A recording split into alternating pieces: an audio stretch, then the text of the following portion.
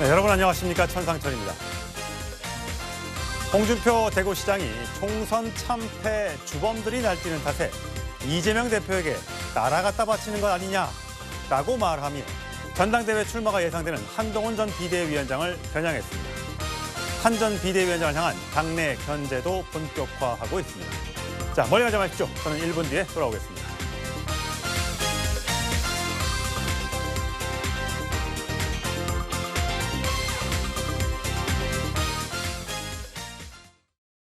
네, 일요일 뉴스 탑10이 자랑하는 뉴스 고수 4분 소개합니다.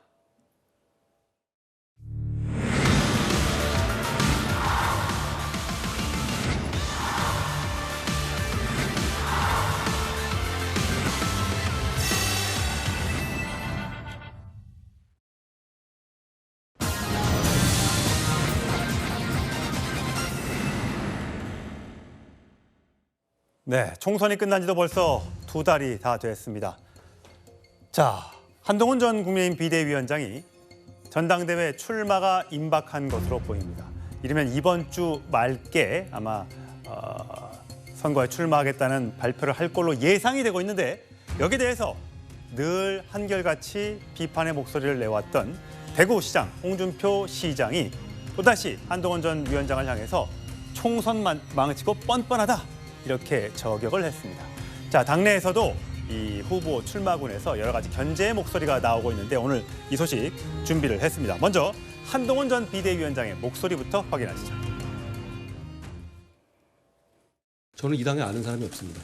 그리고 당 외에 있는 사람을 아는 사람이라고 밀어줄 정도로 그렇게 멜랑콜릭한 사람도 아닙니다. 원래 저는 항상 제가 알았던 분들과 일하는 것보다 훌륭하다고 정평난 분들과 새롭게 일하는 것을 좋아합니다. 구태연의 여유정치 끝낼 겁니다. 여러분, 저는 할 것 같지 않습니까? 저는 나라가 발전하길 바랍니다. 여러분의 곁에서 끝까지 봉사할 겁니다. 네, 끝까지 봉사한다고 했습니다만, 자, 홍준표 대구시장, 총선 망친 주범들이 당권을 노리고 있다. 지방선거까지 망치면 정권 재창출할 수 있겠는가? 이재명 대표에게 나라 갖다 바치는 것 아닌가라는 걱정이 든다. 라고 얘기했습니다. 자, 최선희 평론가님, 네. 어떻게 보셨어요? 사실 지금 한동훈 위원장의 등판 여부가 많은 사람들의 관심을 끌고 있고 또 등판할 것이라는 것이 대다수 지배적인 생각인데, 그렇습니다. 사실 부담은 있어요. 왜냐하면 한동훈 위원장 책임진다고 물러난 지 지금 2달이 채 안 됐잖아요. 예. 그러면 이제 선거하고 마스크 취임하게 되면 넉 달도 안 돼서 취임하게 되는 건데, 만일 당선이 된다면 그러면 본인이 책임지고 성찰하고 자숙하고 숙고의 시간을 갖겠다는 시간은 다 어디로 갔습니까? 그게 뭐 목격담 정치로 보고 전원 정치로 해서 될 일은 아니잖아요. 그런 예. 측면에서 부담은 분명히 있는데, 그렇다고 해서 과연 그럼 한동훈이 아닌 또 누가 나와서 지금 흉행을 이끕니까? 그런 측면에서 저 홍준표 시장의 이야기는 나름 뭐 홍준표 시장 입장에서는 할 수 있는 이야기지만 정치 현실을 바라봤을 때 저는 저 큰 의미 없는 이야기다. 오히려 중요한 거는 이제 한동훈 위원장이 나타날 때 무슨 메시지로 나타날 것이냐. 다시 말씀드리자면 뭐 뻔한 이야기들, 우리 이른바 흔히 이런 얘기 하잖아요. 국민과 당원이 불러서 혹은 뭐 지지율이 높아서 이런 얘기는 안 됩니다. 그리고 2조 심판론 이것도 돼서는 안 됩니다. 이건 총선에서 이미 효용성을 다한 거고요. 그런 측면에서 한동훈의 그럼 새로운 비전과 같이 내가 국민의힘 당대표로서 이 윤석열 정부 3년차 과도기에 어떻게 하겠느냐, 이 얘기를 꺼내놓고 거기에 대해서 당권 주자들이나 경쟁자들은 비판을 해야지, 지금 뭐 원외 당협이 원외가 나서 어떻게 되겠느냐, 혹은 뭐 선거 망친 사람이 또 망쳐서 이재명한테 헌납하려느냐, 이런 비판보다는 한동훈의 이제 뭐 다음 주 정도 예상되는 한동훈의 출마 선언의 메시지, 이런 거를 정확하게 놓고 저는 그것을 비판해야 된다고 생각합니다. 예. 사실 당 안팎의 재등판 관련해서 여러 가지 요구사항들, 비판의 목소리가 나오고 있습니다만, 아까 조금 전에 최수영 평론가가 얘기했던 것처럼 총선 참패에 책임이 있는 한 전 위원장이 과연 전당대회에 바로 나오는 게 맞냐 안 맞느냐, 그렇다면 뭐하러 그만뒀느냐 등등의 얘기가 나오고 있죠. 자, 가장 먼저 한동훈 위원장이 극복해야 될 과제가 총선 책임론인 것 같습니다. 목소리 들어보시죠. 범죄자들이 여러분을 지배하시길 바랍니까? 범죄자들을 심판하는 것은 민생입니다. 인조 심판은 민생입니다. 정치를 배가 차는 사람이 문제인 거지, 정치 자체에는 죄가 없습니다. 386, 586 운동권 심판론을 내셨다가 갑자기 2조 심판론으로 또 바꿔가지고 하는데, 총선 말아먹은 사람이 또 지방선거도 말아먹으라고, 상식적으로 그게 가능한 이야기를 좀 하시라고. 당에서 찍어주면 우리 당은 해체해야 돼. 예. 자, 김준일 대변인. 어쨌든 총선 참패와 관련된 그 이유가 원인이 누가 몇 퍼센트다, 누가 몇 퍼센트다 이걸 떠나서 어쨌든 간에 2조 심판론 등으로 한동훈 전 위원장이 잘못했다라는 의견도 있는 거 아니겠습니까? 거기에 대한 거를 한동훈 전 위원장은 어떻게 이번 전당대회에 출마를 하게 되면 극복을 해야 될까요? 그러니까 홍준표 시장은 굉장히 일관적이에요. 그러니까 총선이 끝나자마자 지금까지 2달 동안 한동훈 전 비대위원장을 굉장히 나무라고 있지 않습니까? 총선 책임의 거의 대부분은 다 한동훈 전 비대위원장이 갖고 있다 이런 얘기를 하고 있는데 한동훈 전 비대위원장 입장에서 보면 좀 억울할 수 있죠. 본인이 와가지고 총선을 지휘했다고는 하지만 사실 이번 총선이 윤석열 정부에 대한 중간 심판적 성격, 그러니까 윤석열 정부 심판론이 워낙 강하게 바람이 불었던 선거에서 본인이 어떻게 해볼 수도 없는 그런 상황이 있었다라고 생각할 수도 있어요. 그렇지만 또 홍준표 시장 말처럼 아니 그럼에도 불구하고 2조 심판론이나 이상한 얘기 해가지고 자꾸만 이 총선을 더 어렵게 만든 거 아니냐 이렇게 얘기하는데 홍준표 시장이 때리면 때릴수록 지난 2달 때리면 때릴수록 아이러니하게도 한동훈 전 비대위원장을 키워주는 그런 정반대의 효과가 나왔단 말이잖아요. 그래서 이번에 한동훈 전 비대위원장 같은 경우에는 사실 총선 참패에 대해서 본인이 책임을 전적으로 내 책임입니다 하고 책임을 지고 떠났던 그 모습만 지금 그 국민의힘 지지자들께서는 멋있게 보였던 그 모습만 기억하고 있는 게 아닌가. 그러니까 앞으로 지금 한동훈 비대위원장은 이번 총선은 비록 어쩔 수 없이 졌지만 다음번 지방선거까지 지방선거를 승리로 이끌고 대선을 승리로 이끌기 위해서 당을 어떻게 개혁시켜내겠다. 당을 어떻게 환골탈태해내겠다라고 하는 메시지 그리고 그런 능력이 나에게 있다라는 걸 강조하는 이 부분 이것이 굉장히 주요할 것으로 보이고요. 이거에 따라서 한동훈 전 비대위원장에 대한 평가 달라질 수 있다라고 보여집니다. 한동훈 전 위원장 앞에 놓인 두 번째 관문은 총선 기간 중에 여러 차례 불거졌던 윤 대통령과의 불화설입니다. 들어보시죠. 저는 대통령님과 굉장히 오래된 사이입니다. 공적으로도 사적으로도 여러 가지 인연이 있죠. 그런데 지금은 대통령과 여당의 대표라는 굉장한 공적 지위에서 서로 할 일을 하는 겁니다. 여당 당대표는 결국 용산과의 관계를 어떻게 조율해가느냐도 역할의 절반 이상이라고 생각합니다. 현재 시점은 한 위원장하고 용산하고는 밥도 안 드시는 거고 쉽지 않은 부분도 있는 것 같은데. 성룡 의원. 나경원 의원도 곧 출마 선언을 할 가능성이 점쳐지고 있는데 어쨌든 한동훈 전 위원장이 나오면서 친윤의 기치를 세울 것이냐 비윤이 될 것이냐 반윤은 아닐 가능성이 있으니까요. 그렇게 따지면 과연 이번 총선 전당대회 출마할 후보 중에 친윤 당대표 후보는 있는 것인가 라는 여러 가지 얘기가 있습니다. 자, 지금 나경원 의원이 얘기했던 것처럼 과연 대통령과의 관계 설정을 한동훈 위원장은 어떻게 할 것인가? 어떻게 해야 된다고 보세요? 제가 생각했을 때는 가장 적절한 답은 화이부동에 있지 않나 싶습니다. 그러니까 소위는 동이 불화하고 군자는 화이부동한다고 하지 않습니까? 그러니까 전체적으로 여당과 정부, 범여권이 하나의 큰 화합을 이루되 그 안에서 무조건적으로 똑같아지는 것은 지양해야 된다는 것이죠. 그런 화이부동의 답이 있다고 봅니다. 그 한동훈 전 비대위원장은 SNS에서 즐겨 쓰고 있는 단어가 정교해지겠다라고 하는 표현이 있습니다. 과거에도 그 더 정교해지기 위해서 공부하고 성찰하겠다라고 했고 KC 직구 파동 때도 정교라고 하는 단어를 또 강조를 했는데요. 그 정교함을 정말 제대로 추구한다면 그 안에서 화이부동할 수 있는 길이 열릴 수 있을 것이다. 저는 그렇게 생각합니다. 즉 어떤 정책적인 것이 됐든 노선이 됐든 훨씬 더 정교한 그림을 보여주면 거기서 설득력이 생기고 또 정부의 부족한 부분을 메우고 견인할 수 있는 그런 여당의 역할이 생깁니다. 그런 것을 한동훈 전 비대위원장이 만약에 당대표가 된다고 했을 때 정말로 실천적으로 해낼 수 있다면 그 안에서 화이부동의 당정 관계는 저절로 구축될 수 있지 않을까 하는 생각을 해봅니다. 자, 그렇다면 이번 세 번째로 이 여소야대 상황에서 원외 인사인 한 전 위원장의 한계가 또 있다. 이런 지적도 나오고 있습니다. 들어보시죠. 지금 국회가 이런 식으로 파행을 겪고 있지 않아요. 결국 앞으로 1년 동안은 국회 내에서 싸움이 이루어져요. 그럼 원내대표가 좋겠습니까? 원내대표가 좋겠습니까? 답은 명확하죠. 박성민 전 최고위원. 원외 대표가 좋은 겁니까? 원내 대표가 좋은 겁니까? 네, 저는 저런 말씀들을 하시는 게 결국에는 한동훈 전 비대위원장의 출마를 견제하고 막기 위한, 그러니까 사실상 반대를 위한 반대에 불과하다라고 생각합니다. 그렇게 치면 저렇게 원외 대표는 사실상 뭐 효과가 없다 또는 힘이 없다 이렇게 말씀하시는 분들은 본인들이 원외가 되면 전당대회 때 출마 안 하실 건가요? 저는 이렇게 여쭤보고 싶고, 그리고 그동안 국민의힘이 어떤 뭐 당을 재건하겠다, 혁신하겠다 하면서 내세웠던 비대위의 비대위원장들이 다 국회의원이었던 적도 없습니다. 그러니까 원외 인사를 모셔다가 당 혁신하고 재건하겠다 이렇게 해왔던 당에서 이제 와서 전당대회를 앞두고 원내가 아닌 인사가 당대표를 했을 때 문제가 생길 수 있다라고 얘기하는 것 자체가 저는 자승자박이다 이런 생각이 들고요. 한편으로는 오히려 한동훈 전 비대위원장에게 지금 하셔야 될 말씀은 뭐 당신은 국회의원이 아니지 않느냐보다 더 뼈아픈 질문을 던지셔야 되는 거죠. 지금 최근에 이런 용산의 모습에 대해서 국정기조가 전환되지 않고 있는 이런 모습에 대해서 어떻게 생각하느냐, 또는 대통령과 관계를 어떻게 정립할 거냐, 이런 질문들을 던져야 되는 것이고, 또 한편으로는 여당의 대표로서 2조 심판론을 또다시 강조한다면 우리 당은 필패할 것이다 이런 메시지들을 던져주셔야 되는데, 그게 아니라 한동훈 전 비대위원장은 국회의원이 아니다라는 것 하나만으로 이렇게 깎아내리려고 할수록 제가 봤을 때 한동훈 전 비대위원장의 책임은 오히려 더 커진다 이렇게 생각됩니다. 이렇게 또 좀 방송에서 하다 보니까 야당 패널 쪽에서 또 한동훈 위원장을 또 칭찬하는 일이 또 이렇게 오게 되는 일도 있네요.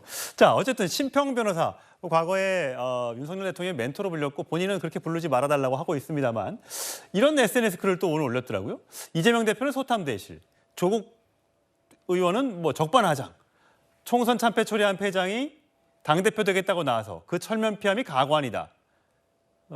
속옷 벗고 덤벼드는 자의 부류다라고 얘기했어요. 최성희 평론가 어떻게 보세요? 그래서 심평 변호사는 언론이 너무 후하게 평가해 주는 것 같아요. 그러니까 저렇게 뭐 사자성어만 갖다 붙이면 다 이렇게 뉴스가 되는지 모르겠습니다만은, 저는 어쨌든 뭐 사실 이재명 대표와 조국 그 대표에 대해서는 정확하게 좀 평가해 줬다고 보는데, 사실 한동훈 위원장에 대해서는 사실 정말 사자성어로 같이 평가해 주든가 해야지 왜 저기는 속옷 벗고 뛰어든다고 저렇게 다르게 평가합니까? 그래서 조금 감정이 있어 보이지 않나 생각이 드는데, 모두까기 같은 분이라 저도 논평을 좀 덜 하겠습니다. 다만 제가 좀 전에 이제 말씀 나온 원의 한계를 좀 이제 굳이 말씀한다면, 저도 이것은 논리적인 지적이 아니라고 봐요. 왜냐하면 보수 정당, 국민의힘 정당 계열에서도 2008년 말하자면은 이명박 정부가 출범했을 때 정몽준 대표가 출마합니다. 그런데 맞상대로 누가 왔냐면 2008년에 낙천된 국회의원 선거에서 공천을 받지 못한 박희태 전 의원이 출마하는데 박희태 전 의원이 됩니다. 그래서 초반기 당을 이끌었습니다. 그러니까 그리고 황교안 대표도 원외였고 이준석 전 대표도 다 원외였습니다. 그러니까 원외이기 때문에 안 된다. 저는 이 비판은 온당하지 않고, 다만 여기서 우리가 관전 포인트 하나는 뭐냐면, 한동훈 위원장이 만일 당대표가 됐을 때 내년 4월에 아마 재보궐선거가 한두 군데 있을 겁니다. 그때 반드시 한동훈 위원장은 그 재보궐선거를 통해서 만약 된다면은, 만약 이번 전대에 된다면은 재보궐선거를 통해서 아마 원내 입성할 겁니다. 그래서 저는 제가 굳이 가능한 시나리오 하나 얘기한다면은, 설령 당대표가 되더라도 원외 꼬리표는 7, 8개월 정도밖에 달지 않을 가능성이 크다라고 저는 전망합니다. 과연 그 지역구가 또 어디가 될지, 그게 국민의힘에 유리한 지역구일지 아닐지 그것도 좀 지켜봐야 되겠죠. 자, 한 전 위원장을 겨냥한 견제 목소리가 커지고 있죠. 친한계에서 어떤 분들이 친한계로 손꼽힐 것인가, 이번 전당대회에 힘을 함께 할 것인가, 여러 이름들이 나오고 있습니다만, 한번 어떤 분들이 거론되는지 얼굴로 만나보시죠. 본인이 원해서 이 정치판으로 들어온 것도 아니고 딱 100일 했어요. 100일. 석 달 열흘 한 사람한테 이게 당신 책임이고 뭐 이걸 뒤집어 쓰고 뭐 나오면 안 돼 라고 얘기가 나오는 거는 저는 조금 좀 지나치지 않은가. 당대표가 되면 최고위원들이 서로 협력하면서 건강한 목소리를 내면서 같이 갈 분들이 최고위원으로 있는 게 중요하다고 생각합니다.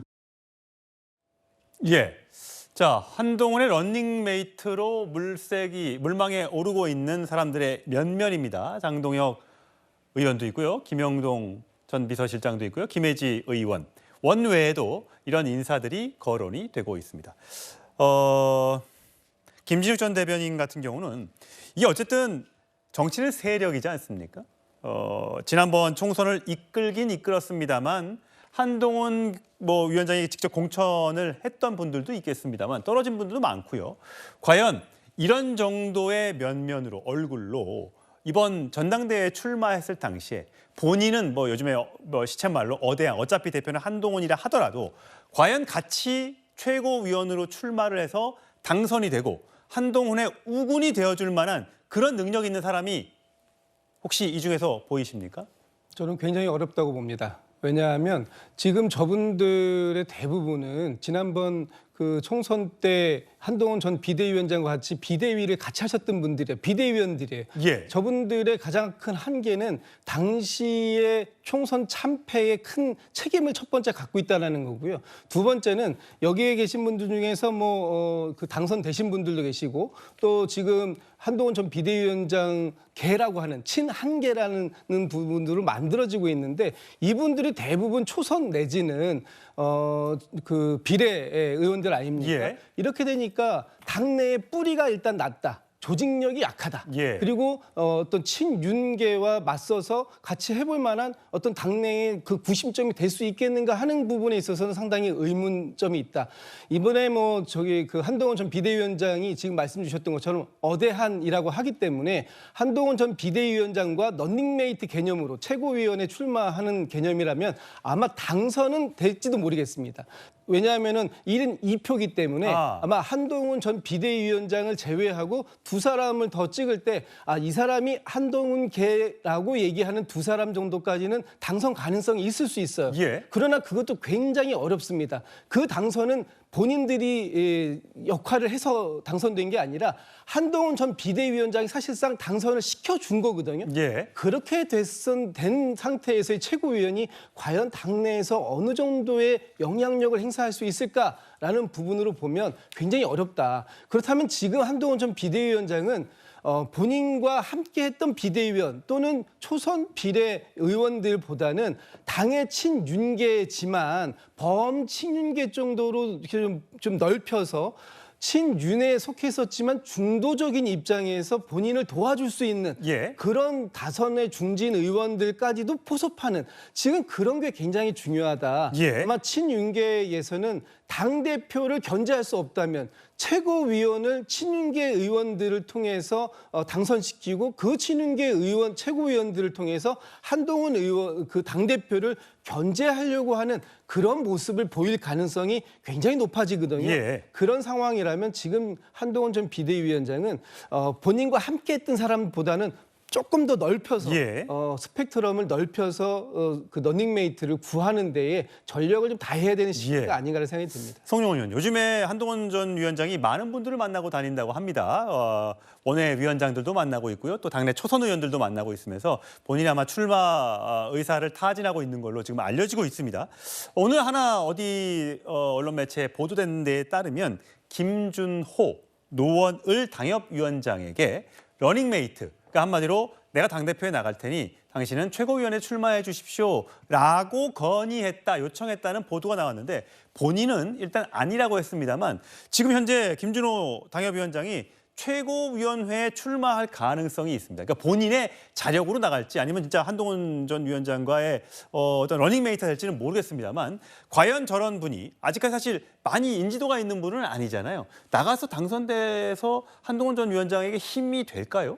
지난번 그 3.8 전당대회 때도요. 청년 최고위원 출마자는 10명이 넘었습니다. 그래서 이제 컷오프를 거쳐서 4명을 추렸죠. 그래서 인지도를 위해서 청년 최고위원에 출마하는 분들은 많이 있을 수 있어요. 그리고 이제 각자의 경쟁력은 후보들이 정해지면 따져봐야 될 문제고요. 어쨌든 김준호 위원장 얘기가 나왔습니다만은 지금 청년 최고위원은 이 한동훈 전 비대위원장이 등판을 할 경우에 러닝메이트를 어떻게 구축을 할지, 팀을 어떻게 꾸릴지에 있어서 굉장히 중요성이 있습니다. 왜냐하면 청년 최고위원은 한 자리를 따로 뽑잖아요. 그리고 한동훈 전 비대위원장 입장에서는 어쨌든 5명의 최고위원 중에서 그래도 한 3명 정도는 본인의 팀이 있어야 최고위원회를 운영하는 데 무리가 없고 그다음에 혹시라도 당원 규정을 발동해서 비상 상황으로 가는 것을 막을 수 있기 때문에 의미가 있거든요. 그러면은 3자리 정도를 확보하는 것이 만약에 목표라고 가정을 해봤을 때 별도로 뽑는 청년 최고위원, 그리고 4등 안에 못 들었을 때 여성을 4등 안에 올리도록 순위 승진 조항이 있는 여성 최고위원, 이런 부분을 제도적으로 어떻게 활용할 것인지가 굉장히 관심 포인트입니다. 그래서 지금 김준호 위원장 얘기가 나왔습니다마는 앞으로 정말 한동훈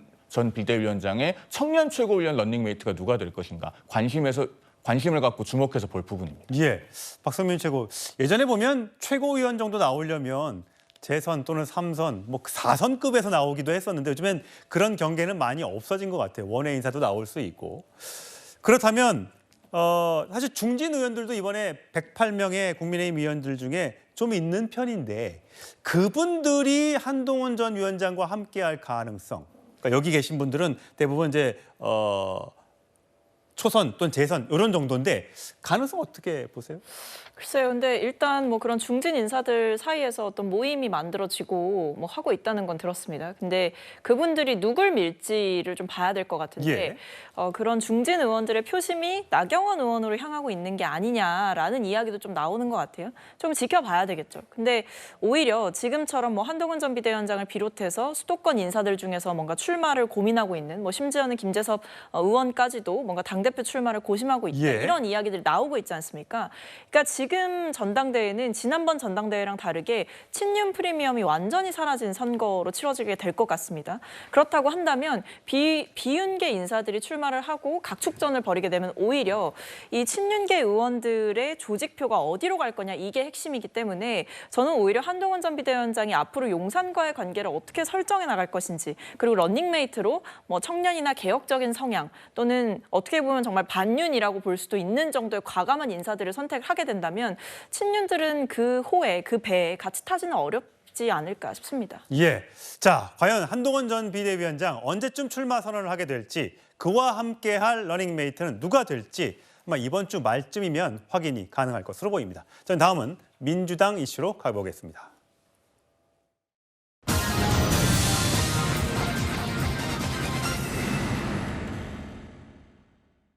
네, 이재명 대표 팬카페에 올라온 판사 탄핵. 여러 사람들이 동의를 하고 있다고 합니다. 최근 법원 앞에서 이례적으로 이재명 대표가 목소리를 높여서 검찰과 언론을 비판했었죠. 그 목소리 듣고 이야기 나누겠습니다. 이화영에 대한 판결은 이재명과 경기도를 위한 송금이다. 우리 언론에서는 이런 점이 왜 발생했나를 최소한 보도해야 되지 않습니까? 그뿐만이 아니죠. 국정원의 보고서에 분명히 이게 쌍방울의 대북 사업을 위한 좀 조용히 하세요. 이런 국정원 기밀 보고서가 맞겠습니까? 아니면 이 조폭 출신으로 주가 조작하다가 처벌받은 이런 부도덕한 사업가의 말이 맞겠습니까? 진실을 보도하기는커녕 마치 검찰의 애완견처럼 주는 정보 받아서 열심히 왜곡 조작하고 있지 않습니까? 네, 이재명 대표의 저 발언 이후에 민주당 내에서 이런 반응들이 나오고 있습니다. 양문석 의원이죠. 방송통신위원회 상임위원 출신인데 애완견이란 표현은 애완견에 대한 모독이다. 언론은 뭐 오줌 못 가리는 발작 증세. 아니 애완견이라 높이 표현해 준 거에 대해서 고마워해야지라는 얘기입니다. 자, YTN 앵커 출신이죠. 예, 노정면 의원은 검찰 주장 받아쓰기에 분주한 대다수 언론을 애완견이라 부르지 감시견이라고 불러야 되나? 이렇게 얘기했습니다. 최 대표님 어떻게 보셨어요? 뭐 저도 한때 언론에 몸을 담았습니다만 참으로 참담한 심정입니다. 양문석 의원은 사실은 그 방송통신 미디어 정책을 주관하고 우리 언론, 그러니까 방송 정책을 주관하는 방송통신위원회 차관급 공직자 출신입니다. 예. 노종면 의원은 뉴스 보도 채널의 앵커 출신입니다. 노조 위원장도 했지만 그러면 노종면 의원은 본인이 YTN 기자하던 시절에 검찰이 부는 보도 자료만 그대로 받았었습니까? 사실 확인 안 하고 추가 취재 안 하고 그 다음에 보강 취재 안 하고 서로 데스크에 그런 검토 안 거쳤습니까? 그러니까 그러면 대서방이고 필경사라는 얘기인데 저는 이런 이야기들은 정말 스스로에게 침을 뱉는 행위다. 왜냐하면 우리가 지금 이재명 대표도 마찬가지입니다. 이재명 대표도 어디서 이런 얘기를 합니다. 아니 이런 보도도 있는데 왜 이건 취재 안 하십니까? 그럴 때는 또 보도를 인용합니다. 그런 보도, 자기에게 유리한 보도는 이거는 취사 선택에서 잘한 거고 자신에게 불리한 보도는 이건 기레기고 그 애완견들입니까? 그러니까 이런 식의 정말 그 분리대응하는 모습은 정말 저도 이해가 안 되고, 전 이렇게 말하자면 지금 조급증들, 지금 이 양문석 의원도 지금 사실 재판이 수사가 지금 이제 진행되고 있는 것도 있고, 이재명 대표도 지금 굉장히 위험한 상황이라 조급하고 이런 좀 다급한 마음은 알겠지만, 그렇다고 언론인 전체를 이렇게 무도한 적으로 돌리고 아주 무지한 집단으로 매도하는 거, 이거는 좀 그만해야 되지 않겠습니까? 그리고 한마디 더 보태면 양문석 의원 지금 언론 손해배상 징벌법 발의했습니다. 이거 앞으로 정말 본인에게 큰 족쇄가 될 겁니다. 언론을 향한 좀 적대적인 적개심이 느껴지는 여러 민주당 내 당내 인사들의 발언을 좀 살펴보셨는데, 사실 그동안 이재명 대표가 여러 가지 재판을 받다 보니까 검찰의 대응, 검찰의 수사에 대해서 여러 차례 불만을 많이 표시했습니다. 근데 이번에 이화영 전 평기 평화부지사에 대한 1심에서 중형이 선고된 이후에 그 불똥이 판사에게로 튀고 있습니다. 자, 이재명 대표를 따르는 이 온라인 커뮤니티에 벌써 현재 3만 1,000명을 돌파했고 5만 명을 향해서 나가자, 신진우 부장판사를 탄핵하자라는 동의를 요청하는 글이 올라오고 있습니다.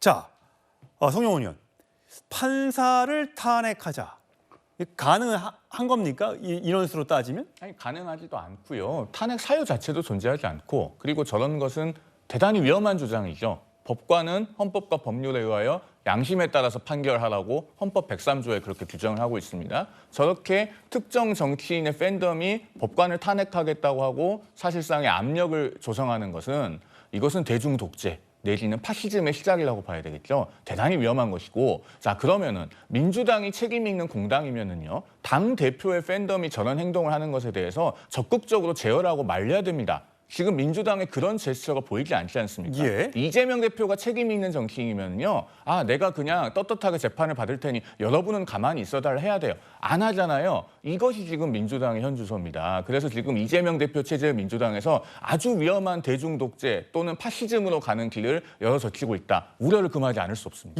김주익 전 대변인. 어쨌든 민주당에서는 이거 어쨌든 이재명 대표에 대한 1심, 그러니까 쌍방울 대북 송금 관련 의혹에 대한 기소가 돼서 재판을 받게 되는 판사가 이제 신진우 부장판사가 또 이재명 대표를 재판하게 되지 않습니까?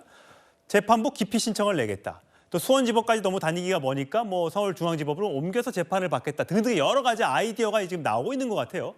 그런데 사실 많은 국민들이 보시기에는, 아니 내가 이제 지금 재판을 받고 있는 피고인의 입장에서 이게 뭐 해달라, 탄핵하겠다, 뭐 이렇게 해달라, 이렇게 하는 것이 과연 옳은 것인가라는 비판도 있는 게 사실이거든요. 그런 비판 당연히 있을 수 있죠. 그리고 뭐 지금 이재명 대표와 이재명 대표의 변호인 측에서 재판부 기피 신청을 했다거나 아니면은 다른 뭐 재판을 했던 그 신진우 판사를 뭐 탄핵해달라 이런 얘기를 하고 있지는 않습니다. 사실관계 정확하게 해야 되니까요. 그 지금 뭐 그 주변에서 여러 가지 아이디어들이 나오고 있는 것이야 뭐 개인적인 의견을 표시할 수 있는 것이고, 또 지금 이재명 대표를 지지하는 사람들 입장에서 보면 이재명 대표가 사실상 정치적인 그 기소를 여러 차례 당했다. 이번 윤석열 정부 들어서 지금 5번째 기소를 당했기 때문에 그렇게 볼 수도 있죠. 그리고 이게 정적 재고용 아니야?라고 볼 수도 있는 거예요. 그분들의 표현들을 그렇게 제한할 필요는 없다고 보고, 다만 이 부분을 가지고 이재명 대표가 뭐 재판을 지연한다거나 아니면 재판에 불성실한다거나 아니면 재판부를 기피 신청한다거나 하는 것들은 저는 뭐 얼마든지 그건 뭐 타박할 수 있다고 보고요. 다만 지금 이재명 대표가 앞으로 이제 지금 받고 있는 재판 또는 지금 앞으로 받게 될 재판, 이 과정 속에서 피의자의 방어권도 충분히 보장이 되어야 된다. 재판부 기피 신청도 피의자의 방어권 중에 하나 아닙니까? 할 수 있다면 할 수 있는 거예요. 다만 그것이 지금 이재명 대표의 이재명 대표의 변호인 측에서 그것이 본인들에게 유리할지 아니면 불리할지 이런 거에 대한 판단이 안 끝나 있는 상태에서 뭐라고 왈가왈할 필요는 없겠다라는 생각이 듭니다. 박성민 전 최고, 보시기에 어떤 이런 사법 리스크가 이번에 또 기소가 돼서 일주일에 4번씩 재판을 받아야 될 수도 있는 그런 상황임에도 불구하고 국민의힘의 어대한, 어차피 당대표는 한동훈이라면 민주당에서는 어차피 대표는 또 이재명이다. 또 한 번 연임을 노린다. 그래서 7월 달에 그만둘 것이다. 등등의 여러 가지 얘기가 나오고 있습니다. 어떠세요? 그런 사법 리스크는 뭐 어차피 뭐 무죄 나올 거니까 괜찮다. 뭐 이런 건가요? 아니 뭐 그런 거는 아니고, 그러니까 물론 다만 이제 억울한 정치적 기소가 있다. 그리고 제1야당 대표를 향한 표적 수사가 사실상 자행되고 있다. 이렇게 당에서는 보고 있는 것 같고. 근데 만약에 억울한 기소가 돼서 검찰 수사가 문제가 있다면 재판에서 무죄가 나오지 않겠습니까? 그러면 재판전에서 따지면 될 텐데 아직 재판이 시작되지도 않은 신진우 판사를 뭐 탄핵해야 된다는 얘기가 나오질 않나. 여러 가지 이렇게 사법부를 압박하는 그런 모습에서는 그건 좀 너무 나간 것 아니냐라는 지적인 거죠. 근데 일단 말씀드려야 할 부분은 이 신진우 판사에 대한 탄핵이 거론되는 것은 온라인 커뮤니티인 상황인 것이고, 그것은 뭐 의원들이 주도하거나 뭐 당에서 당론으로 이것을 추진하거나 이런 상황이 전혀 아니다. 그러니까 즉 민주당의 공식적인 입장은 아니다라는 말씀 먼저 드려야 될 것 같습니다. 뭐 지지자들이 온라인상에서 여러 가지 의견을 개진할 수 있고 그것을 당에서 어떻게 통제하기는 사실상 어려운 것이 맞기 때문에 지금은 이제 온라인상에서 일어나는 하나의 일이다라고 봐주시면 될 것 같고요. 또 하나 이제 사법 리스크가 더 강화되고 심해지는 것 아니냐라고 말씀하셨는데, 물론 이제 재판을 받는 횟수가 늘어났기 때문에 사실 시간적인 부담이 생기는 것은 맞는 것 같습니다. 다만 이것이 이재명 대표에게 정치적인 타격이 있느냐라고 봤을 때 제가 생각했을 때는 없는 것 같습니다. 왜냐하면 일단 말씀하신 대로 재판 결과는 아직 나오지 않은 상황이고 설령 1심 재판이 불리하게 나온다고 하더라도 대법까지 다퉈볼 수 있는 여지는 보장되어 있습니다. 그리고 이재명 대표의 사법 리스크는 뭐 갑자기 발현된 게 아닙니다. 이거는 뭐 대선 때도 그랬고 그다음에 그 이후에 지금 이번에 최근 총선도 사실 당 대표로서 이 총선을 이끄셨지만 그때에도 이재명 대표의 사법 리스크는 민주당의 그 투표를 할 때 다 반영되어 있었던 부분이기 때문에 저는 이것을 유권자들이나 국민들께서 갑자기 새삼스러운 것으로는 보지 않으실 것이다라는 생각이 있어서 이것이 지금 상황에서 이재명 대표에게 정치적으로 크게 타격을 입히는 상황은 아니다라는 생각입니다. 지금 뭐 얘기를 나누다 보니까 최성 평론가님, 이재명 연임, 한동훈, 어대한 뭐 이래서 당대표가 두 분이 또 만약에 된다면 7월 8일 전당대회를 통해서 이건 또 총선의 재판이 되는 거 아니겠습니까? 총선 2차전이죠. 그리고 또 이제 이것이 또 2년 뒤에 또 대선으로 또 그대로 갈 수도 모르고요. 그러니까 지난 총선이 그 윤석열 대통령과 이재명 대표의 대선 연장전이라고 많이 표현하지 않습니까? 그럼 이번 또 당권 도전은 아마 2차 22대 국회 초반은 한동훈 위원장 대 이재명 대표의 또 총선 연장전이 되겠죠. 근데 이게 또 끝나지 않고 만일 또 두 사람이 양당이 대권 후보로 간다 그러면 다음 대선은 또 이 두 사람의 최종 승부처가 또 된다는 그런 사실이 있는데 물론 그게 이제 현실화될지 모르겠습니다만은 근데 저는 이렇게 봅니다. 한동훈 위원장도 어쨌든 이제 내일로 그러니까 조만간 출마 예정되는 상황에서 어떤 비전과 어떤 본인의 메시지를 내고 당정 관계 어떻게 할지가 매우 중요한 것처럼 저는 이재명 대표가 이번에 9월에 만일 당대표에 도전한다 그러면 본인의 사법 리스크를 당과 함께 져야 된다는 그 사실은 명쾌해지는 거잖아요. 저는 분리대응하는 게 맞다고 봐요. 그래서 당으로부터 좀 사법 리스크를 좀 덜어줘야지 이렇게 한 몸으로 갔을 때 원래 타이타닉은 선회가 어렵습니다. 그래서 큰 거함이 됐을 때는 제가 보기에 이게 민주당이 더 큰 부담이 될 수도 있어서 이재명 대표가 이번 사안도 이번 재판도 아마 예상치 못했던 것 같은데 세상 일은 변수가 많습니다. 아마 9월까지 남은 상태에서 연임에 대한 여러 가지 고려를 하게 될 가능성도 있다고 봅니다. 과연 정치권 어디로 어떻게 흘러가게 될지 계속해서 뉴스톱10이 주목해 보도록 하겠습니다. 저는 다음 주로 가겠습니다.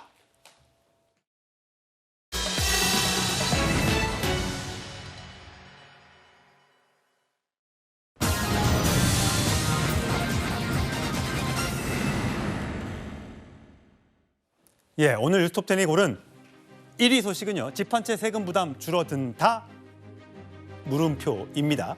정부가 용산 대통령실 성태윤 정책실장이 쏘아올린 상속세, 종부세 인하, 감면 논란인데요. 자, 오늘 참 좋은 경제연구소 이인철 소장과 함께 이야기 나눠보겠습니다. 어서 오세요. 자, 갈 길이 머니까 짧게 부탁드리겠습니다. 자, 상속세 세율이 이렇게 지금 50%까지 되어 있습니다. 그러니까 뭐 가령 20억 상속을 받는다. 그럼 10억을 세금을 내야 되는 겁니까?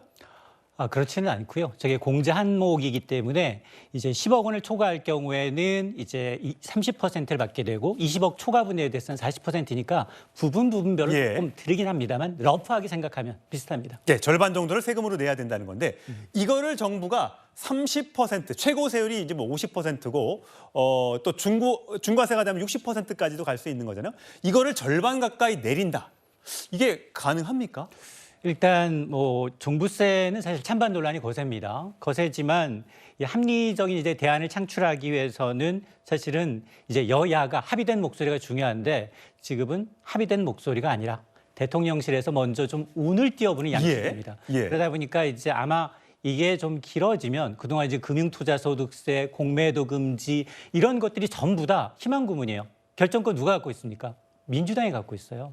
법안을 개정해야만 가능합니다. 예. 그런데 대통령실의 주장은 이겁니다. 종부세는 폐지하는 게 맞다. 그리고 상속세율은 현행 최고세율이 대주주 할증을 포함하게 되면 60%거든요. 이게 전 세계 최고 수준이니 이걸 절반가량, OECD 절반인 한 30% 수준으로 낮춰야 한다라는 주장을 한 방송사 인터뷰를 통해서 밝혔는데 배경은 충분히 이해가 갑니다. 예. 첫 번째로 보게 되면 종부세 도입했더니 주택 가격 안정 효과가 있었나? 이 부분에 대한 의문이 있고, 두 번째는 오히려 이런 세 부담을 오히려 세입자한테 전가하는 부작용이 나타나고 있다는 겁니다. 자, 그러다 보니 종부세라는 게 사실은 지방재원이에요. 지방재원의 어떤 활용을 감안하게 되면 이게 완전히 좀 폐지는 하되, 다만 우리 재산세 7월과 9월에 내는 재산세하고 통합하자라는 얘기여서 합리적이지만 이 합리적인 안을 지금 민주당이 아직은 당론 자체가 정해지지 않았습니다. 그러다 보니 이제 이게 멀어지고 계속해서 대통령실이 조금 여론을 보기 위해서 내놨지만 아직 확정된 건 아니다.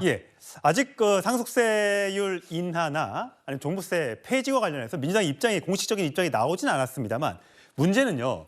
서민들 먹고 살기가 힘든데 결국 상속세를 낼 수 있는 사람들 아니냐. 종부세 납부할 수 있는 사람들, 비싼 집에 살고 있는 사람 아니냐. 그 사람들 세금을 깎아준다고? 그러면 뭐 서민들은 어떻게 하고 서민지원금 25만 원을 안 주고 이것만 깎느냐라는 얘기가 민주당 내에서 지금 나오고 있는 모양이에요. 맞습니다. 집값이 너무 많이 올랐죠. 서울에 집 한 채, 부모님 갑자기 돌아가셨어요. 15억 원짜리 집을 본의 아니게 상속을 받게 생겼습니다. 상속세 얼마를 낼까요? 첫 번째, 상속세 안 낸다.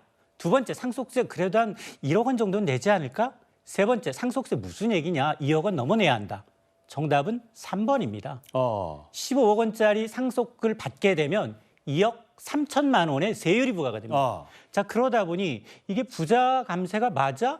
점진적으로 서울의 중위 집값, 중간 가격이 12억 원에 육박하는데 그러다 보니 일반 중산층조차도 이제 상속세의 대상이 될 수 있다라는 겁니다. 집값이 올랐기 때문에 그렇습니다. 자, 그러다 보니 사실은 종부세에 대해서는 여당 일부에서도 고민정 최고위원도 그렇고 1주택만 갖고 있는데 종부세를 과하게 매기면 안 된다라는 의견이 나오고 있지만, 그러나 민주당 지지하시는 분들한테 굉장히 질타를 받고 있기 때문에 지금 민주당의 당론 자체는 굉장히 부정적입니다. 근데 이게 어쨌든 대통령에서 운을 띄웠는데 저희가 다시 추가 취재를 해보니까 아직 확정된 건 아니라고 합니다. 왜냐하면 어쨌든 민주당이 동의해주지 않으면 이 상속세 세법 개정안은 통과가 안 되는 거잖아요. 맞습니다. 자, 문제는 이런 상속세를 과연 부자 감세 측면으로 볼 거냐라는 겁니다. 상속세 때문에 중견기업들은 경영권을 잃거나 아니면 사모펀드로 넘어가는 일들이 발생하고 있습니다. 지난번에 삼성그룹 그 이부진 신라호텔 이부진 사장이 그 대출로 아마 했는데 대출금 갚기 위해서 주식을 팔았던 4천억인가 그랬던 기억이 나는데요. 맞습니다. 왜냐하면 이 현금 부자라고 하는 삼성이 고 이건희 회장이 26조 원의 상속 재산을 나눔기면서 일가가 물어야 하는 상속세가 12조 원입니다. 절반이네요. 맞습니다. 그래서 이걸 이제 5년간 분할 납부하고 있는데 그동안은 주식담보대출을 받아보니 주식담보대출 이자율이 한 5%입니다. 연간만 따져봐도 한 1,000억 원 내지 5천억 원 상당의 이제 이자가 발생하니 안 되겠다. 삼성전자를 비롯해서 주요 주식을 매각을 하고 있습니다. 이부진 호텔 신라 사장의 경우는 올해만 1조 넘게 삼성전자 지분을 팔았습니다. 물론 삼성전자가 그 지분 1% 없다고 해서 경영권이 흔들리는 건 아니에요. 우호 지분도 있고. 그러나 중견기업은 다릅니다. 넥슨의 경우에는 상속세를 물납했어요. 주식으로. 비상장 주식으로 4조 7천억 원을 물납했더니 정부는 국고로 돈 그 비상장 주식을 현금화를 못하고 있습니다. 누구도 그 주식을 사질 않아. 경영권에 넘어갈 수 있으니까. 그렇습니다. 그런 것도 있고요. 그다음에 이제 4조 7천억 원이 합리적인 가격인가에 대한 불만도 있는 거고요. 자, 그러다 보니 지금 보게 되면 뭐 한샘이라든가 라겐나 그리고 유니더스, 37이라는 이 중견 업체의 경우에는 상속세를 납부하다 보니 상속세 때문에 해외 사모펀드로 경영권이 넘어가거나 아니면 국가로 경영권이 속속 아, 넘어가고 있는데 그렇군요. 이런 중소 중견 기업이 사실 우리나라 일자리 대부분을 이제 차지하고 있거든요. 전체 일자리의 83%는 중소 중견 기업입니다. 그러니까 이 상속세를 자본 이득세로 이게 상속받는 그 시점이 아니라 결국 상속받은 자녀들이 엑시트 최종 그 주식을 매각할 때 이제 부여해야 한다라는 목소리가 높아지고 있는 겁니다. 예, 지금 뭐 아직까지 이게 확정되지 않았습니다만 최근에도 정부 정책이 나왔다가 뒤집어지는 혼선의 경우가 있었죠. 그때 등장했던 게 한동훈 전 비대위원장이었는데 해외 직구 관련해서 해외 직구에서 들어오는 부분들을 한동안 제한하겠다라는 정부 발표가 있은 뒤에 SNS 글을 올려서 이건 과도한 규제가 된다. 공정한 경쟁과 선택권을 보장하는 정부가 돼야 된다. 이 메시지 등등이 나오면서 그 직구 제한 조치가 없었던 일이 됐었거든요. 과연 이번 상속세나 또 종부세 인하 폐지 정책이 과연 계속 갈 수 있을지 아니면 중간에 또 뒤집어지면서 정부가 또 이런 걸 고려하고 왜 않고 서둘러 발표했느냐 또 이런 논란에 휩싸일지도 모르겠습니다. 자, 오늘 이재명 대표가요. 한 언론의 기사를 공유하면서 서민들 생활이 너무 어렵다. 아까 뭐 기자에 대해서 굉장히 안 좋은 소리를 했는데 또 이건 또 기사를 링크를 했습니다. 과연 자, 정부 정책이 잘못해서 경제가 이 모양 이 꼴이다라는 걸 강조하고 싶었던 걸까요? 과거 이재명 대표의 목소리 들어보시죠. 아프리카 무슨 뭐 이런 데 지원하는데 100억 불? 뭐 지원한다고 하던데 그러면 한 4조 원쯤 되는 거 아닙니까? 그거는 없어지는 돈이지만 대한민국 골목 상권의 지역화폐로 즉 상품권이죠. 쿠폰이죠. 쿠폰. 이런 거 지급하면 없어지지 않지 않습니까? 지역화폐로 지급하는 민생회복 지원금 이것도 최대한 신속하게 처리해 주시기 바랍니다. 예, 민주당에서는 뭐 쓸데없는 데 원조하지 말고 그다음에 뭐 동해에 뭐 석유 수출 왜 하냐. 그 돈으로 25만 원씩 나눠주자라고 얘기를 하고 있습니다. 공교롭게도 1인당 정문금 전 국민 이제 회복지원금 25만 원의 총 재원이 한 13조 7천억, 예. 14조 원 가량이 돼요.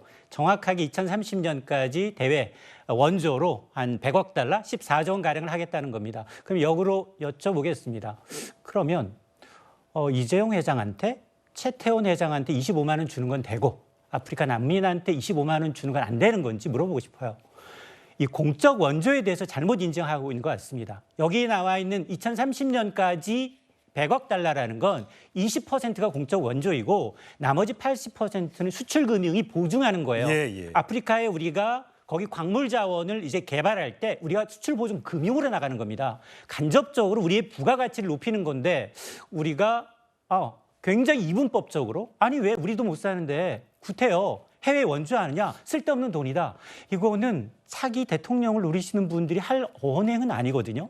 왜냐? 지금 우리가 과거에 정말 1950년대 우리가 다 무너진 데에서 우리가 발판이 됐던 건 그렇죠. 해외 원조를 통해서요. 지금 우리나라의 해외 원조는 전 세계 선진국의 절반에도 못 미칩니다. 전 세계의 경우에 한 0.7% 정도 OECD 규모 국민 총소득 기준 유엔의 권장기구가 한 0.7%인데 우리나라는 0.17%입니다. 예. 아직 한 4분의 1 수준이거든요. 자, 그러다 보니까 우리도 물론 어렵습니다. 어렵음에도 불구하고 중장기적으로 공적 원조는 별개다라고 말씀드립니다. 자, 정부가 쏘아올린 이 상속세, 종부세 논란 어쨌든 여야가 머리를 맞대고 어떤 것이 옳은 길인지 한번 논의는 한번 해봤으면 좋겠습니다. 저희는 다음 주제로 가겠습니다.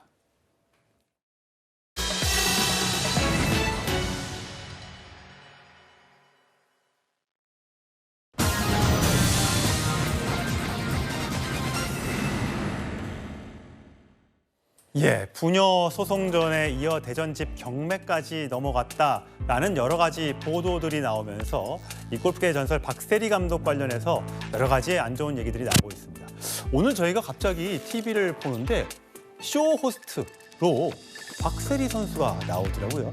과거부터 계속 나오긴 했었는데 그걸 보면서 마음이 조금 짠한 느낌도 들었습니다. 자, 홈쇼핑과 관련된 영상은 못 보여드리니까 박세리 감독의 과거 목소리 먼저 들어보시죠.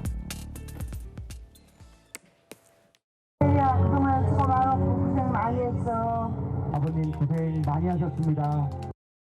98년도 여자 US 오픈 우승 장면이 아무래도 가장 뭐 기억에 남죠. 그때 제 나이도 되게 많지는 않았었거든요. 네. 20살이었었으니까 좀 불안했지만 그래도 선택의 후회는 없었고. 근데 만약에 실수를 했었더라도 지금의 저는 똑같은 사람으로 이 자리에 앉아 있을 거예요. 실패를 했었더라도 후회는 절대 안 했을 것 같아요. 예, 최단비 변호사 나오셨습니다. 혹시 이 물건이 굉장히 유명하다고 하는데 화장품 그 선블럭을 파는 것 같더라고요. 네, 맞습니다. 거기에 직접 출연해서 물건을 이렇게 하고 있던데 네. 저 깜짝 놀랐어요. 네, 말씀하신 것처럼 사실 화장품 판매 홈쇼핑과 관련되어서는 지금이 처음은 아니고요. 꽤 예. 여러 번 했지만 오늘이 정말 생방송인가? 그 부분은 아직까지 확인되지 않았습니다. 전에 녹화되어 있었던 건지 생방송인지는 모르겠지만 지금 말씀하신 것처럼 사실은 아버지와의 갈등이 있는 상황이에요. 그럼에도 불구하고 홈쇼핑을 진행한다는 것에 대해서 많은 사람들이 좀 우려의 목소리가 나오고 있는 상황이고 지금 잠깐 보여드린 그 영상이 우리나라 국민들에게 많은 감동을 준 영상이었죠. 20년 전. 예, 양말 벗고 네, 양말 물속에서 다시 올리. 예. 그래서 거기에 나오는 그 노래 상록수도 엄청나게 다시 한번 회자됐었던 거고요. 예, 양희은 씨, 예, 저거죠. 네. 사실 뭐 무릎까지는 발까지는 까만데 저 발만 하얗잖아요. 얼마나 연습을 했으면. 그러니까 그동안에 우리가 박세리 선수의 발을 본 적이 없는데 그 발은 저렇게 하얘는데 원래는 까만 피부를 가진 게 아닌가라고 알고 있었는데 그게 아니었다라는 굉장히 그동안의 노력을 보여주는 영상이었고 그렇게 노력을 하고 사실은 최고의 위치에 올라왔는데 아버지와의 문제가 있음에도 불구하고 홈쇼핑 영상이 오늘 나옴에도 많은 사람들이 조금 마음이 아팠다라는 얘기도 나오고 있습니다. 아마 이제 저렇게 그 골프 선수들이 야외에서 땡볕에서 훈련하고 시합을 하니까 저렇게 피부가 많이 상할 수 있어서 아마 그것 때문에 골프 선수가 화장품 광고를 하면 잘 맞습니다. 팔리겠다라고 하겠지만 평소 같았으면 우리도 넘어갔을 것 같아요. 그럴 수도 있지. 근데 이게 아버지하고 어쨌든 돈 관계를 엮여서 뭐 경매가 되네 또 아버지한테 소송을 걸었네 뭐 등등 얘기가 나오니까 그래서 조금 더 안타까운 모양입니다. 박세리 선수가 지금 근데 어쨌든 옛날에 효도를 많이 해서 벌어들인 상금을 전부 다 부모님께 아버지께 갖다 드렸다면서요? 그러니까 박세리 선수가 리치 언니라고 불리잖아요. 리치 언니라고 불림에도 불구하고 지금 보시는 것처럼 박세리의 효도 플렉스라는 게 나오는데 예.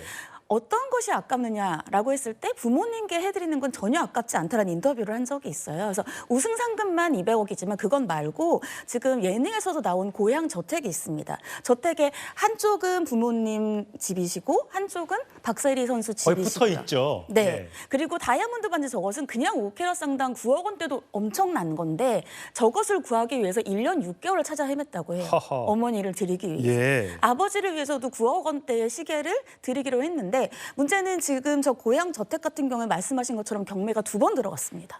그래서 그런 문제들이 있어서 부모님께 모든 것을 해드렸지만 결국은 현재 아버님과의 강제 경매와 관련된 것. 그러니까 저 강제 경매가 아버님의 채권자들이거든요.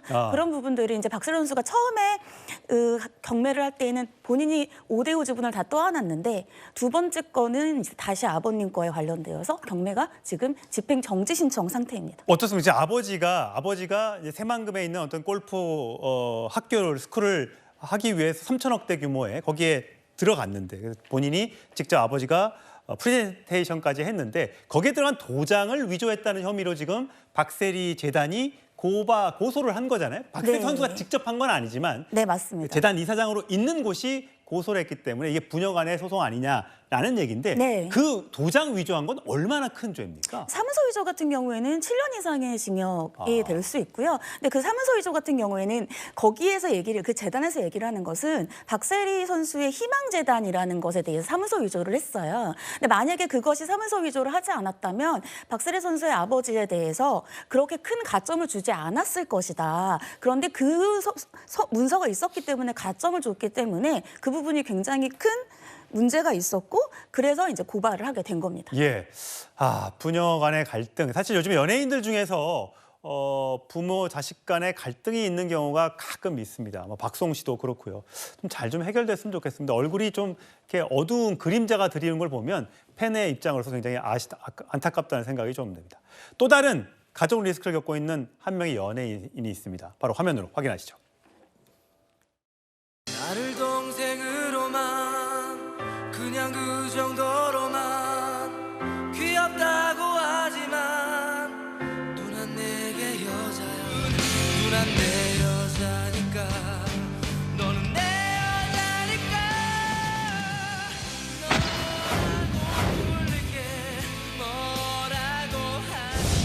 좀 그만 좀 하지 이제. 어? 또 몇 푼이나 번다고.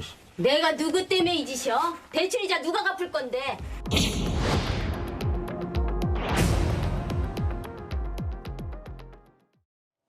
예. 추단 변호사. 이승기 씨가 법적 그 분쟁에 휘말린 건 아니죠. 아닙니다. 네네, 아닙니다. 이승기 씨의 장인 어른이 이번에 원래 무죄였는데 2심에서 대법원에서 유죄가 된 거예요? 이승기 씨가 결혼할 때에는 2심에서 무죄를 받았을 때였고요. 이번에 대법원에서 파기환송을 했습니다. 이 파기환송 같은 경우는 유죄라고 할 수는 없고 2심에서의 문제가 있다. 다시 판결을 해봐라인데 사실은 이게 거의 2심 판결을 뒤집는 게 맞다라고 대법원에서 결정을 그게 보내준 어떤 거죠. 내용입니까? 그때 일단 먼저 판결 내용부터 알려드릴게요. 일단 먼저 이 코스닥 상장사를 운영을 하고 있었어요. 장인어른이 공범이 4명이 있었고 여기에 대해서 우리가 유상증자를 하겠다. 근데 유상증자를 하려면 다른 사람들 투자를 해야 되잖아요. 그러니까 투자를 모집하기 위해서 투자를 모집하려면은 거기에 있는 경영자들이라든지 유명인들이 투자를 하면 당연히 투자가 유입이 많이 되겠죠. 그러니까는 경영자가 이제 B 씨였는데 B 씨가 나도 투자를 했다. 그리고 거기 견미리 씨도 투자를 했다. 부인인 견미리 씨도 투자를 했다. 네. 근데 알고 봤더니 그것이 실제 투자가 아니라 대출을 다 끼고 투자를 한 거죠. 그러니까 실질적으로 투자를 한 것이 아니고 그렇게 해서 유상증자를 해가지고 금액을 크게 일으켜가지고 부당이득인 23억 7천여 원을 받았다. 그래서 1심에서는 이것을 공시를 해야 되는데 왜냐하면은 총 그 자본에서 1% 이상이면 공시를 제대로 해야 되는데 그것이 잘못됐기 때문에 유죄다라고 얘기를 했고 근데 2심에서는 그것은 굳이 이렇게 얘기할 중요한 정보가 아니다라고 얘기를 했습니다. 그런데 3심은 이제 파기환송을 한 거죠. 결정을 한 건 아니지만 우리가 만약에 이 사람들이 정말로 자신의 돈이 아니라 대출금으로 투자를 했으면 과연 여기에 다른 투자자들이 투자를 했겠느냐. 이것은 굉장히 중요한 정보다라고 얘기를 하면서 다시 파기환송 취지로 2심에서 다시 판결을 해라라고 얘기를 한 겁니다. 공시 나왔으니까 이인철 소장 이렇게 여쭤볼게요. 그러니까 이게 공시 누가 투자했느냐가 굉장히 중요한 거죠. 그래서 5% 이상 대주주들은 무조건 그 지분 변동에 대해서 공시를 하게 되어 있는데 견미리 씨가 투자한 게 자기 돈이냐 아니면 빌려서 했느냐 이게 그렇게 중요한 그 경영상의 이유인가 보죠? 맞습니다. 이제 재판의 쟁점을 잘 짚어주셨는데 문제는 이 회사가 이 사건으로 인해서 상장 폐지가 됐습니다. 상장 폐지가 됐다는 건 2번이나 사명을 바꿨어요. 이 사건이 난 이후로. 근데 상장 폐지됐다는 얘기는 이건 제로섬 게임입니다. 재판부가 23억 7천만 원 상당의 이득을 취했다라는 건데 유명인이 현금 투자를 했다라는 것과 대출을 받아서 투자했습니다라고 하는 것은 투자자 입장에서는 굉장히 현금을 투자했다면 굉장히 안정적이네. 이게 유망한 사업이네. 라고 해서 이제 이 투자를 했는데 결국은 상장 폐지까지 갔기 때문에 누군가는 손해를 봤다는 겁니다. 그래서 아마 우리나라는 연좌제는 없습니다. 그렇죠. 사실 뭐 부모님이든 뭐 장인 어른이든 잘못했다고 해서 자녀나 사위한테 문제는 없지만 그러나 지난해 이제 이 말한 커멘트를 좀 뒤집어 보면 굉장히 좀 강력하게 얘기를 했어요. 그 당시만 하더라도 유죄 판결 장인어른 무죄로 밝혀졌다.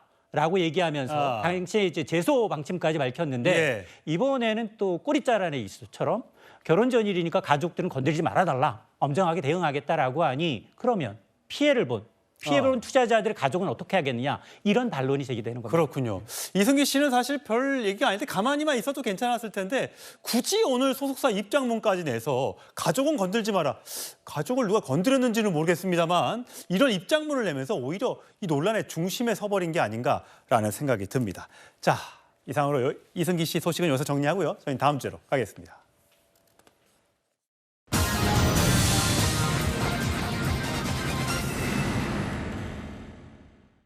자, 음주 뺑소니 혐의로 구속된 김호중 씨가 사고 35일 만에 택시 기사와 합의한 것으로 어저께 저희가 보도를 해드렸었죠. 여러 가지 이야기들이 많이 나왔었는데 과연 왜 이 시점에 얼마를 주고 합의를 했을까 굉장히 관심이 가는 대목입니다. 자, 이 내용 짚어보기 전에 김호중 씨의 목소리 먼저 듣고 시작하시죠. 빛이 나는 사람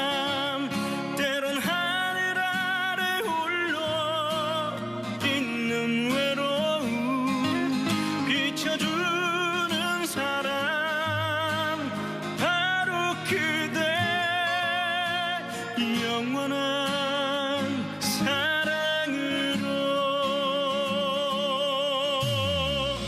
메모리 카드 직접 제거하신 건가요? 사고 현장 직후에 떠나신 이유 뭔가요? 그냥 방해는 왜 하신 건가요? 죄송합니다. 마지막인데 억울한 점이 있습니까? 메모리 카드 직접 제거하신 거 맞으실까요? 예, 송영원 의원. 메모리 카드 차에 달려있는 메모리 블랙박스의 메모리 카드가 사라졌다고 했는데 그 어쨌든 본인이 만약에 없앴으면 자기의 증거를 자기가 없앤 거니까 죄가 되지는 않는 거죠. 그렇죠. 자기 증거의 인멸은 처벌할 수 없습니다. 예. 근데 이제 영장 심사 그때 받고 구속됐을 때 이런 얘기가 있었대요. 그때 3명인가의 소속사 관계자까지 전부 다 구속이 됐었는데 당시에 메모리 카드 얘기가 나왔었나 보죠. 당연히 물어봤겠죠. 사라진 블랙박스 어디다 뒀냐? 그러니까 뭐 내가 삼켰다라고 본부장이 이제 경찰에서 얘기를 했고요. 영장 심사 중에 이제 안에서 이런 얘기가 나왔냐면 메모리 카드를 먹었느냐? 그게 음식이냐? 했더니 소화됐냐? 이렇게 물어봤더니 네, 소화됐습니다. 이거 사실 이렇게 물어본 것도 좀 이례적인 것 같은데 이렇게 대답하면 이게 뭐 문제가 됩니까? 저런 태도가요. 시쳇말로 매를 버는 것이죠. 저 당시 그 구속영장 실질심사, 그러니까 구속 전 피의자 신문을 할 때 김호중 씨, 그다음에 본부장, 또 다른 소속사 대표 이렇게 3명을 15분씩 시간을 나눠서 분리해서 신문을 했다고 알려져 있습니다. 그런데 그렇게 분리해서 신문하는 것 자체가 공범들 간에 말 맞추길 우려가 있기 때문에 그렇게 했을 것이거든요. 그런데 거기에 더해서 메모리 카드를 삼켰냐, 소화가 되더냐라고 하니까 소화가 됐습니다라고 얘기하니까 재판장이 얼마나 황당했겠습니까? 예. 이게 금속성이 있기 때문에 온전히 소화가 됐을 리가 없거든요. 그런 부정직한 태도 때문에 제가 봤을 때는 구속영장 발부가 더 쉽게 되었을 것이다. 그렇게 평가할 수 있을 것 같습니다. 보통 이렇게 물으면 잘못했습니다. 이렇게 얘기하는 게 보통은 통상의 예입니까? 그렇습니다. 제가 학교 다닐 때 배운 재미난 에피소드가 있는데 교수님께서 민사, 형사, 행정을 관통하는 한 가지 법칙이 있다라고 학생들 앞에서 말씀해 주신 게 있었어요. 그게 뭐냐면은 나쁜 사람의 법칙이라는 겁니다. 판사가 법대 위에서 봤을 때 저 사람은 나쁘다고 생각이 되면 어떻게든 패소를 시킬 수 있는 논리를 고안하게 된다. 이런 말씀을 하신 적이 있는데 특히나 구속영장 발부 같은 경우는 법관의 재량이 또 상당 부분 작용을 합니다. 그런데 판사 앞에서 저렇게 메모리 카드를 내가 삼켰고 소화가 잘 됐다라고 답을 했으니 당연히 구속영장이 나왔을 것이다 생각이 됩니다. 그렇군요. 최단 변호사님. 어쨌든 지금 합의금을 줬다는 거 아니겠습니까? 네. 그 합의금에 합의를 했기 때문에 앞으로 재판 과정에서 정상이 참작이 될 수도 있고 실형을 살지 않고 뭐 집행유예를 나올 수도 있다라는 등등의 얘기도 있습니다. 그래도 어쨌든 굉장히 늦게 합의를 했기 때문에 합의금을 얼마나 줬을까라는 것도 관심인데 알려진 건 있습니까? 아직까지 합의금이 구체적으로 얼마이다 액수가 알려진 건 없습니다. 그런데 이제 그 피해자분도 말씀을 하시고 김호중 씨 측에서도 얘기를 하는 것이 경찰 단계에서는 서로 연락처를 알지 못했고 그래서 검찰 단계에서 서로 연락처를 알게 되어서 합의를 했다라고 하는데 일단 김호중 씨가 바로 합의한 당일날 서로 합의가 완전히 이루어졌다라고 얘기를 했기 때문에 피해자 같은 경우에는 지금 더 이상 운전도 못 하신다고 해요. 그리고 원래는 2주 정도의 전치였다가 점점 더 전치가 높아졌다라고 보통 하고 이제 교통사고 후유증이 계속 가잖아요. 네. 그렇기 때문에 합의 액수가 적지는 않을 거라고 예상을 하고 있습니다. 그리고 하루 만에 합의를 했다는 것은 전격적으로 합의를 한 것이거든요.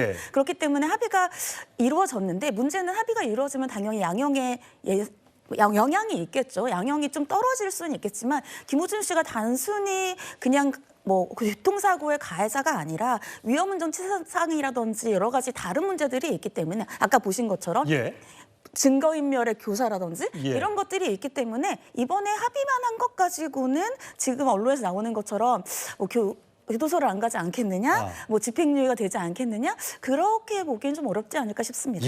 알겠습니다. 김호중 씨와 같은 음악 경연 프로그램에서 1등을 했던 임영웅 씨. 오늘이 생일인가 봅니다. 생일 파티를 팬들이 참 이렇게 해줬다고 하는데 보시죠.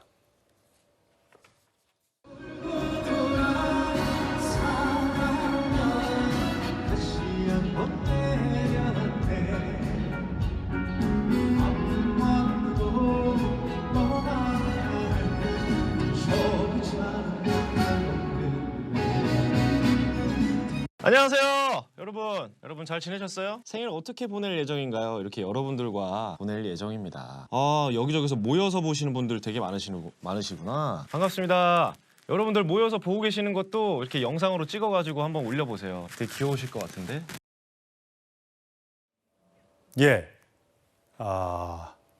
최단 변호사님. 라이브 방송을 오늘 했다고 하는데 저 모습인데 머리 좀 짧게 잘랐고 조금 살이 찐 것 같네요. 네, 말씀하신 게 본인이 콘서트가 끝나고 밥을 잘 먹어서 살이 쪘다 이렇게 얘기를 했다라고 예. 해요. 그랬더니 이제 팬들이 뭐를 먹었느냐, 오늘이 생일이니까 미역국을 먹었느냐 이렇게 얘기했더니 미역국은 이 방송이 끝나고 먹을 예정이고 오늘은 김치찌개를 먹었다 이렇게 농담을 하면서 팬들과 소통을 했는데 이날 실시간 동시 접속자만 5만 명 이상이 됐다고 합니다. 저희 뉴스텔보다 많이 보고 계시군요. 예. 그만큼 인기가 있는 모양이에요. 근데 이 팬들이 참 김호중 씨는 또 팬덤 가지고 굉장히 논란이 됐었는데 또 이명웅 씨 팬들은 이런 생일이나 무슨 기념일이 있으면 기부를 그렇게 많이 한다면서요? 네, 맞습니다. 그러니까 사실은 최근에 나오고 있는 얘기가 그 팬들의 그 연예인이다. 이런 예. 얘기들이 많이 나오고 있어요. 이번에 이명웅 씨의 팬들도 남다른 행보를 보였는데 생일이니까 동시적으로 우리가 나눔 행보를 하자 이렇게 얘기를 했습니다. 그래서 전국 각지에서 봉사활동을 하고 있고 예를 들면 서울 용산구에서는 쪽박청 봉사를 하고 그리고 기부를 하고 있고요. 또 대사 부인들도 여기에 참석을 했다라고 해요. 그리고 경북에서는 장애인복지관에 여러 가지 음식들을 기부를 했고 충북에서는 장애축구협회에 기부를 하는 등 여러 가지 기부 행사를 릴레이가 이어지고 있다라고 합니다. 예. 그 팬의 그 연예인, 저렇게 좋아하는 모습, 팬들이 아마 저런 모습을 보면서 에너지를 받는 것 같습니다. 자, 김호중 씨와 대비되는 임영웅 씨의 모습까지 지켜보셨고, 저희는 다음 주로 가겠습니다.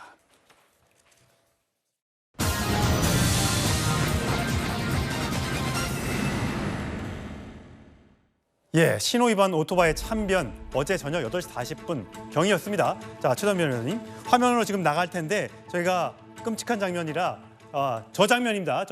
저희가 횡단 보던 거죠? 네, 맞습니다. 어제였어요. 15일이었고요. 파란불인데? 오후 8시 40분이었는데 군산의 한 도로였습니다. 말씀하신 것처럼 빨간불에서 파란불로 바뀌었어요. 파란불로 바뀌었다는 것은 사람들이 건너갈 수 있다는 거죠. 예. 사람들이 그 신호에 맞춰서 건너가고 있었는데 급하게 직진을 하고 신호를 위반한 오토바이에 치여서 남매가 다쳤습니다. 저기 그러니까 두 사람이 서 있는 거네요. 네. 두 사람이 건너가는 거네요. 그런데 남매 사이이고요. 근처를 산책을 하고 저기를 건너가고 있었는데 치였고 그래서 병원으로 옮겨졌는데 결국 너무 안타깝게도 사망을 했던 사건입니다. 아니 도대체 왜 그런 거예요? 혹시 뭐 음주나 뭐 이런 건 아닙니까? 아직까지 거기까지는 밝혀져 있지 않고요. 이 가해자 같은 경우에는 배달을 하는 이제 20대 남성이라고 알려져 배달 있는데 오토바이가 50대 남매를 친 거군요. 네, 맞습니다. 근데 알려진 바로는 신호를 위반을 했고 현재는 과속이 아닌가라고 경찰은 의심을 하고 있기 저건 뭐 때문에 100% 신호 위반이죠. 저 초록색이 네. 바로 바뀌자마자 건너간 것도 아니고 이미 몇 발자국을 도로를 향해서 걸어가고 있는 중간이었어요. 네, 맞습니다. 그리고 처음에 그 오토바이 가해자에게 당신도 다친 것 같으니 병원에 가자 이렇게 얘기를 했는데 자기는 안 다쳤으니까 병원을 안 간다라고 얘기를 했다라는 황당하네. 거예요.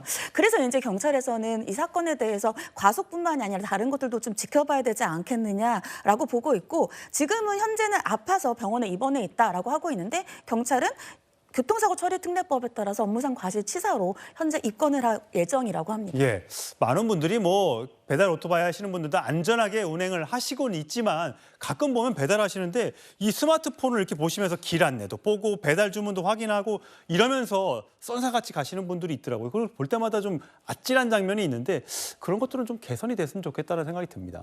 네, 그러니까 본인들도 위험하신 거잖아요. 예. 피해자들도 위험하고 그 운전하시는 분들도 위험하기 때문에 그런 분들은 좀 조치를 취하고 더욱더 안전한 운전을 해야겠습니다. 예, 내가 피해자가 될 수도 있고 내 가족이 피해자가 될 수도 있습니다. 절대 안전운전 하시고 자 피해자들 더 이상 나오지 않도록 조심해야 될 것 같습니다. 저는 마지막 주제로 가겠습니다.